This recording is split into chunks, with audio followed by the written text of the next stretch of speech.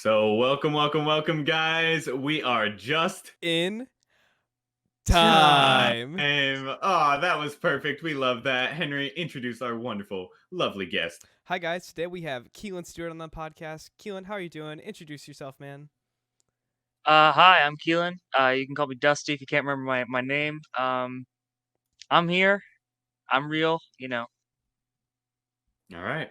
Love that. All right. So, Keelan, I want to start it off with something we've talked about before, but I feel like you have some pretty strong opinions about. And I'm not very religious myself, but I think you are, and I'd love to hear about it. So, religion is obviously a big part of your life. Where did it start? Did you just grow up around it? So yeah, I definitely grew up around it. I was raised kind of standardly Christian.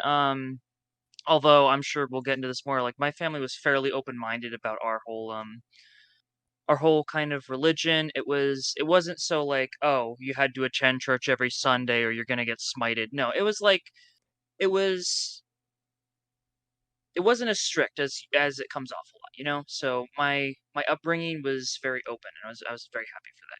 I think that kind of Yeah. helped formulate Mhm. who I am today. Absolutely. Do we want to just like all go through like where our religious journeys are, however religious we are? Do we want to start there? Henry, like, did you grow up around religion? Yeah, I absolutely grew up around religion. It's always been a part of my life, and I've had a lot of different stances about like what I think on things, but it always kind of be a part of my life because of how I was brought up with my family and always going to church every Sunday, and it is still something that's important in my life and like it still affects me. Yeah, absolutely. I totally understand that. All right, so Keelan, I know your faith journey has changed quite a bit from where it started, especially regarding politics. Are you happy with where you've settled, or do you still feel like you're learning about your connection with God and your faith? Um, I mean, obviously, no one knows everything. I think that's going to be a big takeaway. Is like I know that as a person and as a like my knowledge of both religion, world politics, stuff like that, it can always improve. I am fairly happy where I am right now, but that doesn't mean I want to stop learning. Yeah, absolutely, absolutely. Something I think is really important for people to understand is it is a belief, and I think that's where, like in politics, it becomes a bit iffy when people seem like it's a lifestyle and it's all they ever know, and it's a belief turns into a reality, even though we don't know. We have to accept the fact that we don't know. I feel like that's super Yes, important. Henry, how about absolutely. you? How's your faith journey changed? Are you happy where you've settled? Yeah, I'm pretty happy where I settled. I think there's always room for growth and like what you think, and it's always good to question your ideals and whatever you specifically think. If you are a certain religion, it's always a good idea to consider something else, and I think that's always healthy to think that. Yeah, absolutely. Constantly need to be changing, questioning yourself, questioning everything. I feel like that's a big part of just growing up in general. Obviously, we're not grown. We're like, what, 17, 18? We're, Keelan's an we're old man still now. learning Keelan's a a lot. boomer. It's true. Keelan's an old Yeah, man drinking his Dr. Pepper. What can he his say? reactions are Yep, slowing So good. down, man. every day. All right, so I know you had wanted to talk about politics, Keelan. So I want to start off with just like a religion politics like sway. So have you felt pressure either like societally or in the home that your religion and political views like need to change because they contradict each other stereotypically? Um, hmm, that's a really hard question Yeah. to answer because, like, obviously, like, as much as I love my parents, oftentimes they'll say, "Oh no, we're very open-minded," but also, you definitely, they come from a very religious background, so they're very like, "Hey, we feel like this is wrong." Hmm. Um, I think, well, I mean, obviously, one of the big pressure points for anyone in religion and politics is gay rights, gay Hmm. marriage, stuff like that. I mean, unfortunately, very unfortunately, the Bible does condemn that, which I could get into a whole discussion about the legitimacy of some of that stuff, but Do it. Right. but I mean, yeah. So for me personally, like I have this huge deal with what is a sign of the times versus what is a sign of what God wanted us to do. And sorry, I'll be talking Go about for it. God Go 'cause for it, he's a man. real Go for it. person because that's my belief. And like, I think one of the perfect examples of this is I believe it's in the book of Paul, in which it says women are not allowed to talk in church. Mm. Now, obviously, we don't hold that at all today because, like today that seems like an absolute like out of this world thing, But obviously back then that was how the times were. And I think that is one thing I really struggle with a lot when reading the Bible, stuff like that, is when when do I know it's God talking through these men, or when do I know it's when these men are talking, who wrote the books of the Bible? And you know, that's just one thing I've always struggled with. And that goes back to the whole. There's always stuff to learn. Like I don't know everything. I think that's one thing, and the best solution for that is just kind of find your standpoint on it. But going back to the gay rights thing, Hmm. like to me, um, my parents always raised me to a point where like yes, the Bible does say that gay rights are wrong, which again, I personally don't believe, but the Bible says that. So a lot of people will take that at face value. And that's not me bashing them or anything, obviously. Your religious standpoint is your religious Yeah. standpoint. But like with gay rights specifically, my parents always raised us to love everybody. Hmm. And by extension of that, we need to not restrict people's life choices. Um And I think that's really important. I was always raised from a place of look at this from a place of love. As much as I absolutely despise certain people in the political scene, I have to understand that they're still humans, and just Yeah, because they don't treat absolutely. other people like they are, you know, a little bit of love goes a long way, I think is a big thing. And that is why Christianity holds such a big part of my life for me, is just because like being able to the idea that this religion is like, hey, everybody's okay, man. Like, and that's one thing that really kind of struck a chord with me always about religion was um the idea of being able to love everybody despite Hmm. being gay, having other religions, stuff like that. Yeah. Yeah, I think that's I think that I really. Oh, sorry. no, go ahead. Oh, Go I ahead. just think that's really kind of. I mean, it's not surprising to me that's how you feel because I know that's kind of like. I wouldn't call you necessarily libertarian, but I know you kind of share a lot of like what I'd say are libertarian views, and I think that I'm goes pretty really libertarian. hand in hand. Yeah, yeah. One thing that I think is interesting that you're talking about is that I think most of the thing that the Bible actually says about gay rights are in the Old Testament. Yeah, absolutely. And again, I also have some very kind of neo-Christianity views on that. Is I'm definitely not your standard Christian. Like that's not like a way of saying, "Oh, I'm a special snowflake." No, that's my way of saying like there are just some things that I think we need to draw a line at. And I don't personally think that the Old Testament is should be taken as the law. There are some things that are very clearly set as a law, like the Ten Commandments: don't Mhm. murder, don't steal. A, you're just being a decent human being at that point, and B, like that is clearly a law. Clearly, if you break those, you are sinning. You are committing an act of sin. Um, and obviously there's good stuff in the Old Testament, absolutely, but I think that the Old Testament, like, keep in mind, 100 years ago, like life was so different 100 years ago, and keep in mind that the the New Testament takes place thousands of years ago, and the Old Testament takes place, hundreds of years before that. So a lot of time has passed, and a lot of things have changed. And I Wait, think explain that to me. This is gonna sound so dumb, but I have no idea the difference between the Old and New Testament. Did you just say the New so. Testament takes place before the Old Testament? No, no, no, no, no, no, no, no, no. No. So the Old Oh, Testament takes okay. place a few hundred years. Well, I mean, obviously there's a huge jump in there. Again, lots of time. The Old Testament takes place before the New Testament, Okay. obviously. Yeah. Basically, the New Testament is marked by the birth of Jesus, Hmm. Oh, okay. and that's Right. pretty much when Jesus' story began. So it obviously began with Mary and Joseph, all that stuff. Okay. The And yeah, Bible was okay. This is really dumb, but the no, Bible absolutely, was carry on. written by the disciples, right? It was written. So most of the New Testament was written by the disciples. But the Old Testament was written by, like, obviously the book of Moses. It's written by Moses. Well, it's not Moses, it's Exodus, but Okay. stuff like that. And I personally don't know exactly who wrote the books of the Bible because It's obviously, difficult. There's a Yeah. lot of authors and right. a lot of There's a letters lot of all, yeah, and in that the is Bible that are like smaller books yeah. and are like a couple pages. There's literally a book of the Bible devoted to letters. Like, Mhm. And genuinely. like a book of the Bible, it's like devoted to what are basically poems. Mhm, Yeah. exactly. Psalms. Yeah. Psalms specifically, we know that that was written by King David. But stuff like that. It's a lot of there's a lot of questions there, and like I'm by no means a theologist or a archaeologist or anything like that. I'm a guy. I'm a student in college. Um, but yeah, to me, like a lot of the Bible needs to be taken with a grain of salt. We need to look at it as a theologist or an archaeologist, and we also need to look at it as humans, genuinely. Mm. Like, So do you take the main, like you just said, like, well, you didn't use love thy neighbor, but you pretty much took the biggest thing from the Bible is like loving the other person. Is that how you said you have to pick and choose parts of the Bible? Is that pretty much what you use to pick and choose the parts of the Bible? Is what yeah, is going to constitute loving one another? Is that the always, biggest thing?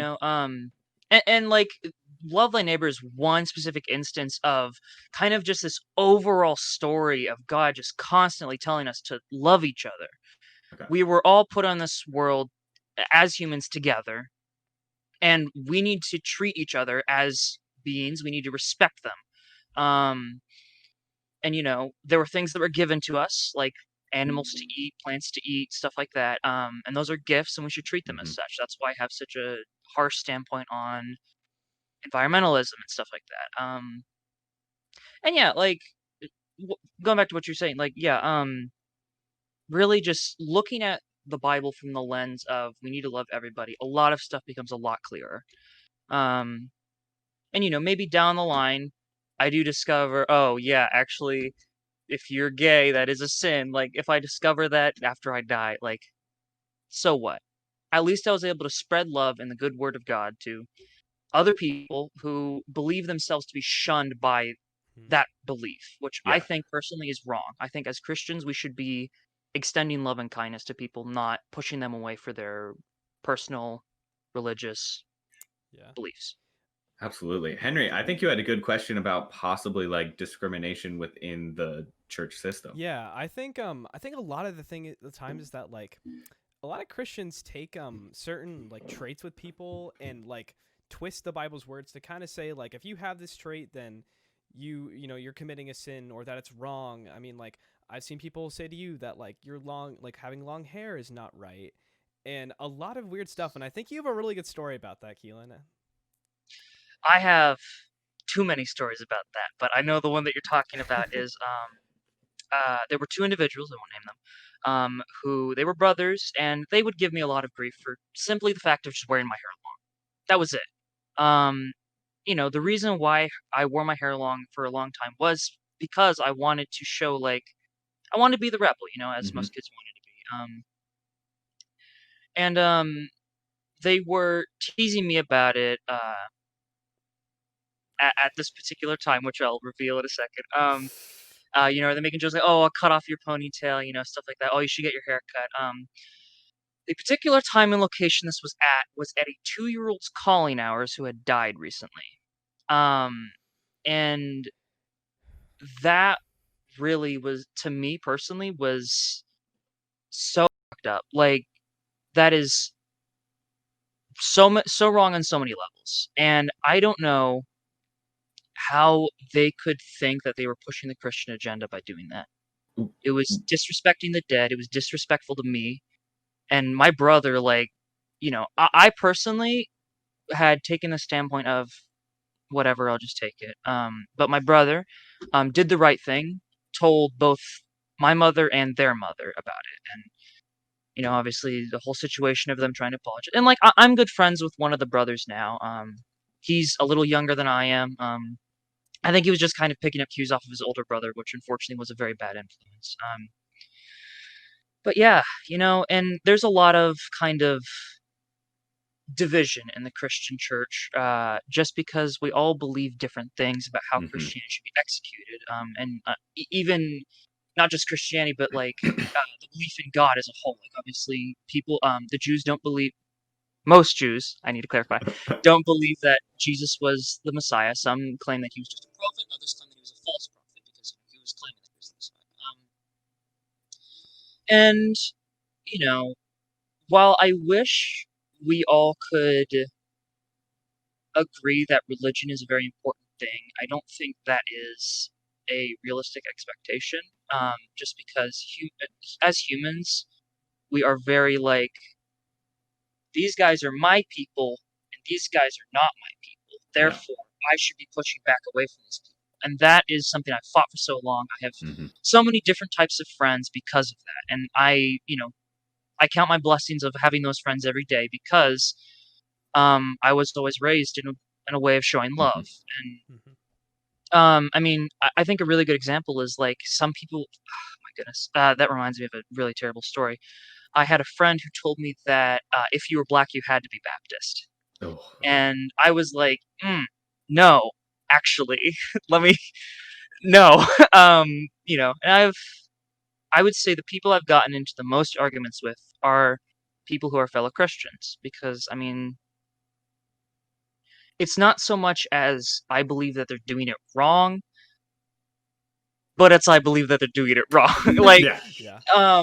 there are so many things that you can mess up, and to me, your relationship with other people is very, you can't, you don't get a second first impression, and that to me, both those wise words mixed with the message of love that I want to spread have really shown to me like,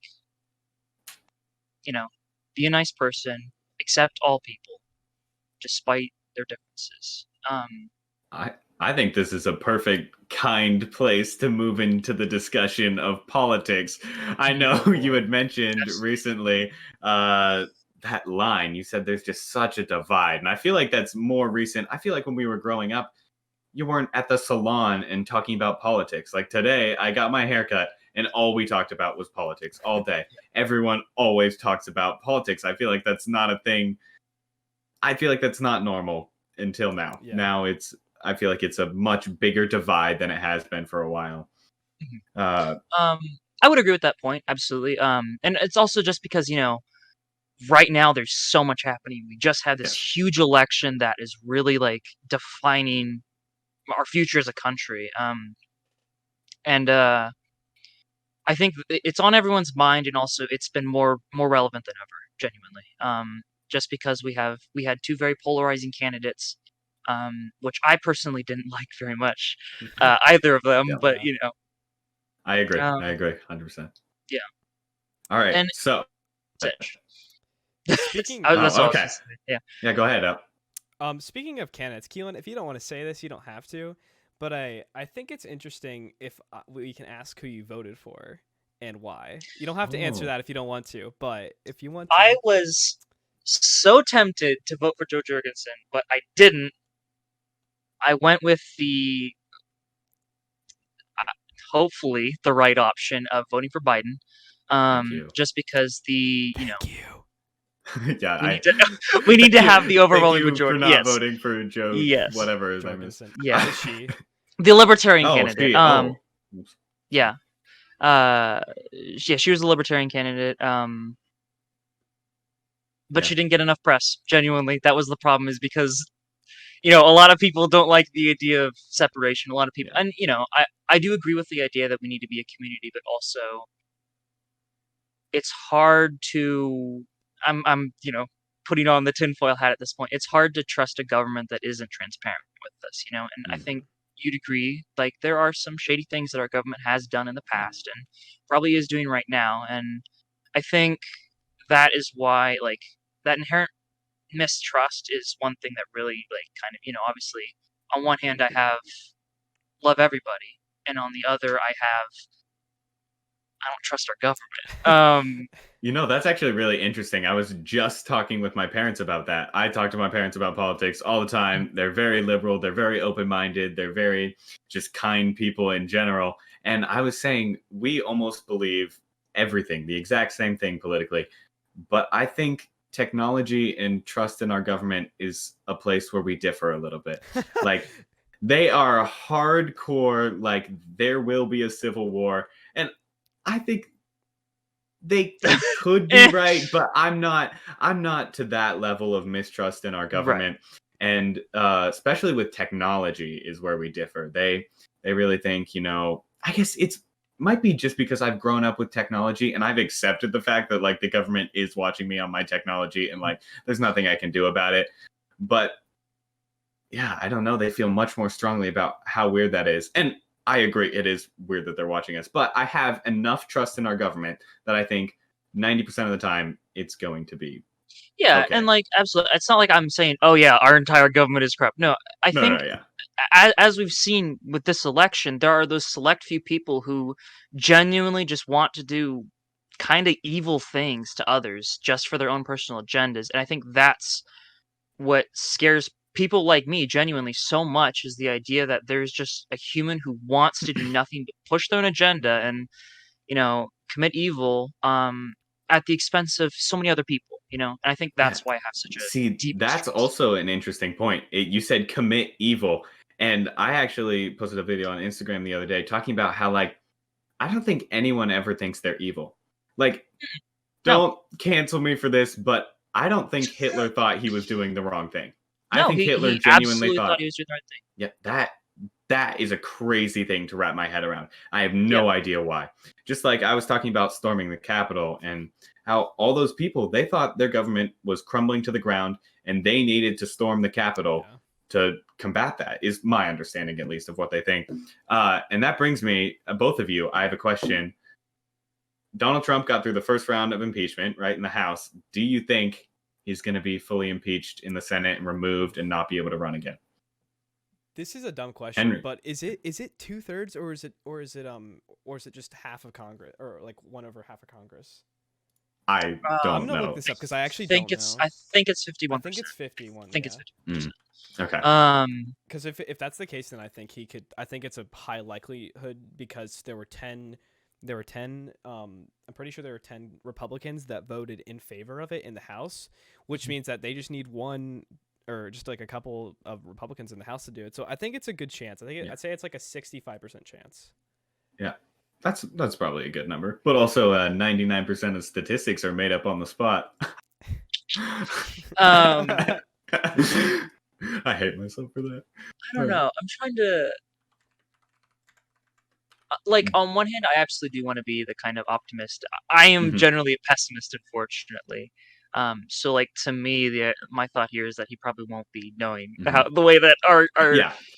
this year and this year's Yeah. already a Uh-huh. shit show.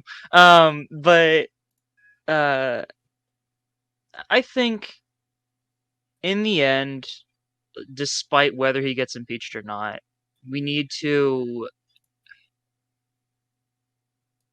we just need to like seriously bring it to like get her together. Like Yeah, that's genuinely absolutely. what we need to do. Like this you know COVID-19 just destroyed us as a Mhm. country, and depending on what you believe, either you believe it was a failure on other people's fault or you Mhm. believe it was a failure on our president's. I personally choose to believe that it was a failure of our president I who agree. just didn't handle the situation. Mhm. And I think we got scared. And the thing is when Americans get scared, we do not very great things. And I personally hope with every bone in my body that, he does actually get impeached because we need a glimmer of hope. But I think one thing is like for us as people who kind of tend to side with the left a little more, Joe Biden, specifically Kamala Harris, is going to be that glimmer of hope. But Yeah, absolutely. Yeah. on the opposite end, like conservatives, they believe that their rights are going to get taken away, and that's Mhm. going to trigger their fear. Like they stormed the Capitol. That is Yeah. not someone. That's not someone who's that is an action of not someone who's just angry. If you're angry, you post something on Twitter.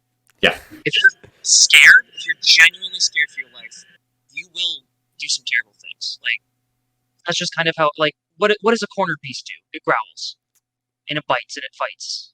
And I think genuinely these conservatives are scared about their rights. And I've been hoping and praying so much that Joe Biden will do the right thing, They'll be listening to both sides of the argument Mhm. and not just one. Absolutely. And that's actually something that's frustrated me recently is he said, this isn't the America we know. And I this is clearly the America. We're This living is in it. Like America, this is clearly unfortunately. us. He's saying Yes. this isn't us. It's clearly us. We're Right. doing it. It's happening. Like I think the better term that he should have used is not that we are better, but we can be better. Everyone has the agree. capacity to be better. You know? You know, Keelan, you said that you kind of see Kamala as a shimmer of hope, but from what I've seen, I really I don't have much faith in her. I mean, she seems okay. She doesn't seem like a terrible person, and I would much prefer her as a VP compared to Pence, but I personally just don't have anything particular that I like about her, and I'm curious as to why you see her as a glimmer of hope. I think it's just because, you know, she is so different from what we've had in the presidency for so long. Mm. And I really hope that she's going to use that for good. I think that's why I want to see her as a glimmer of hope. Okay. And I do agree with you, like, absolutely, like, when Trump got elected, my parents and I really hoped that Pence was going to be the glimmer of hope. Because, we have on one hand this alt-right. I mean, I don't want to say too much because, I don't know what our listening audience is going to feel about this, but like genuinely, Donald Trump just was not a good guy. Oh, absolutely. Yeah. And we all wanted Pence to be kind of the person to balance that out, which I personally think is what the VP should do. They should balance out the president. We've got an older white male president with a middle-aged-ish, woman of color, and like that's gonna be big. I hope at least, and I think it will hopefully create a good balance. I'm hoping this sets the standard for the continual, I don't know, cabinet members because it is the most diverse cabinet we've ever had so far. Absolutely. And I really hope that continues. I think his cabinet is decent. I think it's okay. Go ahead, Keelan. No, keep going. I was just agreeing. I think he's got I'd say there's nobody who I think is a particularly really bad cabinet member, but I think they're all mediocre to decent. I think they're okay. Is how I'd put it. What's? Oh, sorry, go ahead. I was just gonna say, this is a bit off topic, but Keelan, you talked about getting angry on Twitter, and there's obviously one person who can no longer get angry on Twitter anymore, and I was curious as to how you felt about that, and because a lot of right wing people are calling it censoring, but I think it's interesting because a lot of our country is based on, giving the government less things to do, and then leaving a lot of stuff up to private companies to decide on what they want. I was curious as to how you felt about it. Yeah. On one hand, like, I do really believe in the rights that the OGs put in place. I do believe, like, I straight up think that despite how absolutely messed up certain things can be on the internet, we still need to be able to preserve free speech. And, like, obviously, I don't agree with companies like that banning people just because of things that they've said. If they've done something, then I absolutely think that, punishment should be in place. And it is an infringement of our right of specifically Trump's right of free speech. Granted, that doesn't mean I wasn't laughing like a madman when he got banned. But I do it does reflect a serious issue. And this goes back to the whole fear topic: is where does it end? What if Twitter starts banning every single conservative voice on Twitter? I personally don't think that Twitter's going to be that far out there, and but there's still a possibility. We've seen in the past a couple people have gone off the rails, and I mean, I think Tumblr is a really good example. Like, if you say anything remotely conservative on there, you get straight up banned, and there's just no. I think a really good analogy that I heard actually is we are not scared of the opposite side. We are scared of the totem that we build of the opposite side. I mean, when you think of let me ask you something, both of you. What do you think is the standard conservative? Go ahead, Henry. Honestly, I think the standard conservative is honestly pretty close to a centrist. I think if you actually talk to them and you say, "Do you think the police are not being handled well?" I think a lot of them will say, "Yeah, I don't. I think that their training could be done differently." And I think if you ask a lot of them, be like, "I'd be okay with free healthcare." I mean, a lot of them are not far right wing. A lot of the people you're gonna see are the people on Twitter and on Facebook who are just like kind of inciting stuff and not necessarily posting truthful stuff. And but in reality, I think a lot of them are just honestly pretty centrist. I think a lot of people, even on the left, are fairly centrist and don't have that actually crazy like that crazy of views. And that's how I kind of feel about it. I don't think they're actually that extreme for the most part for your average conservative. That's Yeah. why How I about you, think our Max? like political spectrum is actually shifting right now, is because a lot of those normal Republican values, like I guess maybe pro-life, very intense pro-lifers, but like they're okay with maybe some help on healthcare, some Affordable Care Act, some things like this, but they have some, I guess, Republican views. But I feel like it's moving because you have those far right Trump supporters, which I really do think are in the minority. The Trump supporters, I really would like to hope are in the minority. And most of your Republicans are still centrist, like you said, Henry. And that's why I think our radical leftists that we're being called are actually starting to become the majority. And that's why I really think our spectrum is just shifting to the left a little bit, because those centrist Republicans might start to seem like harder Republicans as our intense radical leftists continue moving to the left and becoming the majority on the left. Yeah, and like, but my question is what? So that's your idea of your standard conservative, but what do you see the most? Like in the news, on Twitter, you see those gun-toting Punisher sticker on the back of my pickup truck. Yep. Wears American flag as a cape. Like that's what you see, Mhm. and that is the problem with that, is that that builds a totem in people's minds. Like if you're conservative, you're this. You're not anything else. You're this, and like Mhm. it manipulates people's minds. And I think that is one of my biggest problems about, you know,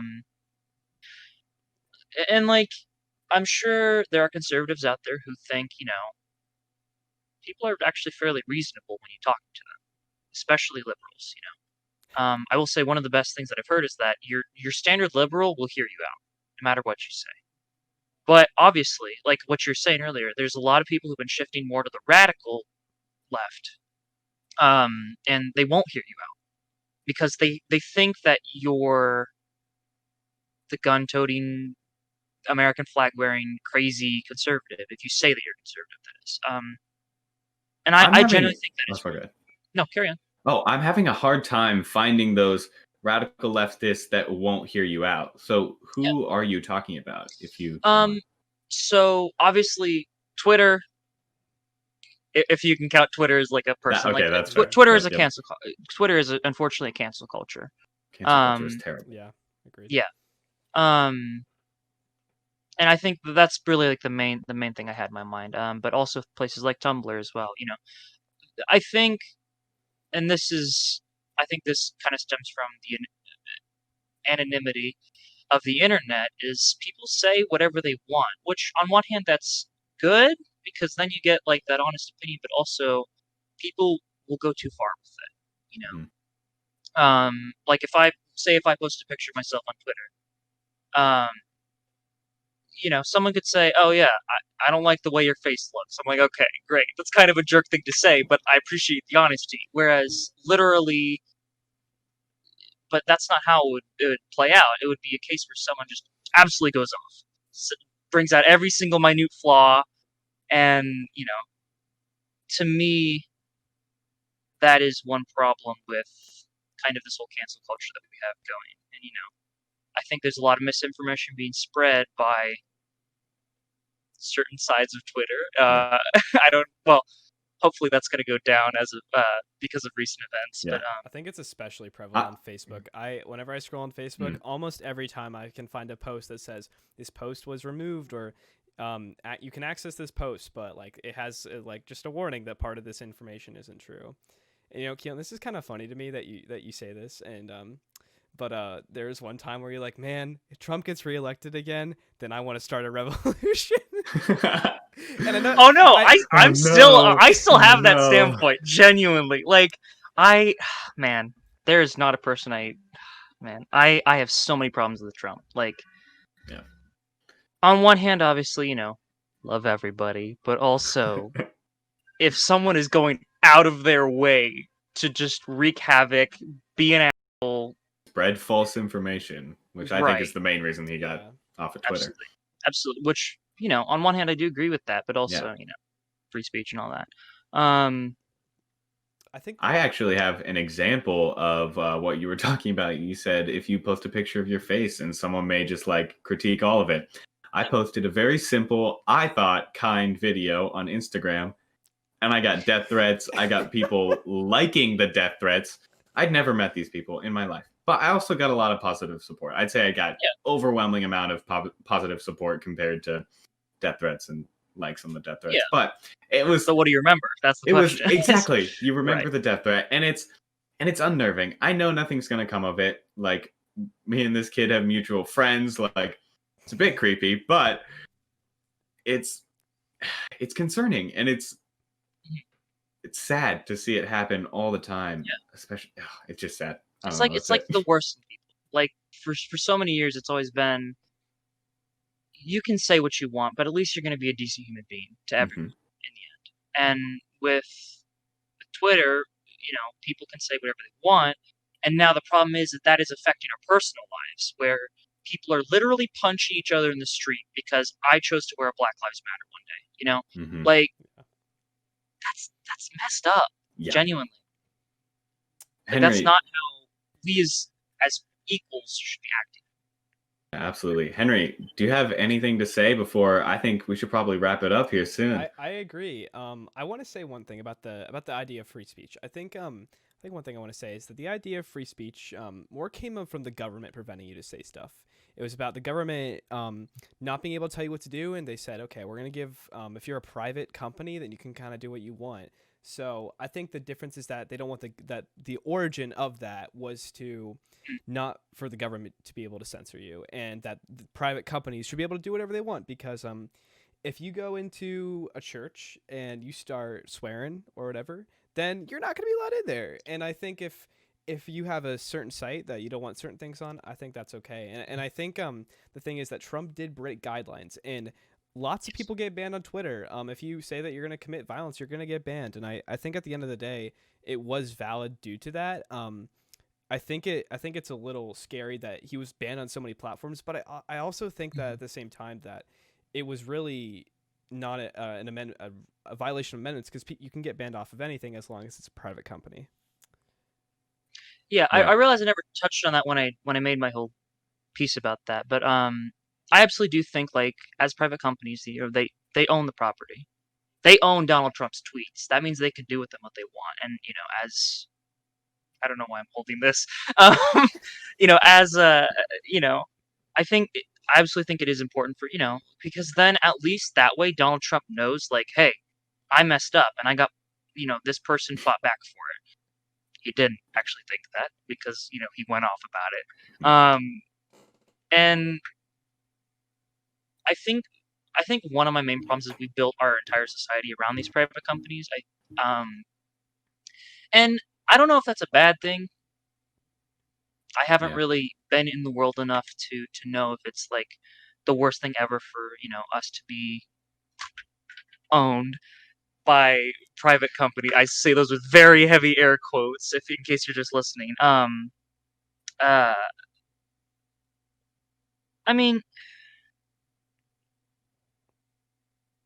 I think it scares people because on one hand, if we elect someone in a position, we've they've basically exposed their entire life to us. You know, like we know what Bill Clinton did because he was in a position of power. Whereas, like, I don't even know the name of the guy who owns Twitter. Maybe that's just me being dumb. Like, also I don't use Twitter. But like, I don't know him. I don't know if he's, but obviously he's not, alt right because he banned Trump. But but like, there are people who own this stuff that I personally don't think they're in positions that should make choices like that, And I think that's why I'm such kind of a staunch libertarian. Is I always think that people should be able, basically, be forced to find a compromise, or come to an agreement, or forced to find a compromise. I don't think one man who made one thing that blew up should get to choose if a political figure is removed from the platform. Hmm. I think it should be a general agreement, which on one hand, like, that is one thing that came from cancel culture, is now everybody has a voice. But I think the reason is, one of the bad things about cancel culture is the majority always wins, and no one hears the little guys. I think I'm actually gonna stop you there, Keelan, and we should probably wrap it up. I have a Okay. quick thing to maybe make it a little more positive before we end it up. I think no matter what we think here, we all can confidently say we can love thy neighbor, and Absolutely. that's one of the most important things, no matter how religious you are. Thank you for listening, guys. This was Just In Time. time. Thanks for listening, guys. Thank you, Keelan. Yeah, thank you. Bye bye, guys.